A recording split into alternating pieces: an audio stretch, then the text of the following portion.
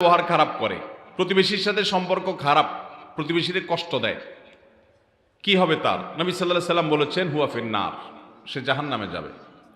এরপরে বলা হলো হে আল্লাহর রাসূল, আরেকজন আছে যে ফরজ নামাজটা পড়ে, হারাম গুনাহ থেকে কাজগুলো থেকে বাঁচে, অতিরিক্ত নফল আমল করার সময় সে পায় না, কিন্তু তার প্রতিবেশীর হক আদায় করে, কেউ তার দ্বারা কষ্ট পায় না।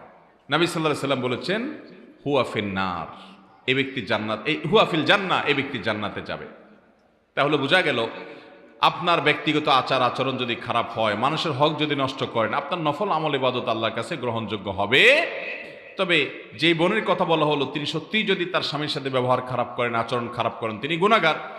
স্বামী যদি তাকে মাফ করেন, যে স্বামী প্রশ্ন করেছেন, আপনি যদি মাফ করে দেন তাকে আল্লাহর জন্য, তিনি যদি নিজেকে শুধরে নেন, তাহলে ইনশাআল্লাহ তার হজ এটা অবশ্যই ফলপ্রসূ হতে পারে, এটা অবশ্যই আল্লাহর কাছে মাকবুল হতে পারে, বিশেষ করে আপনি স্বামী হিসাবে যদি তাকে মাফ করেন।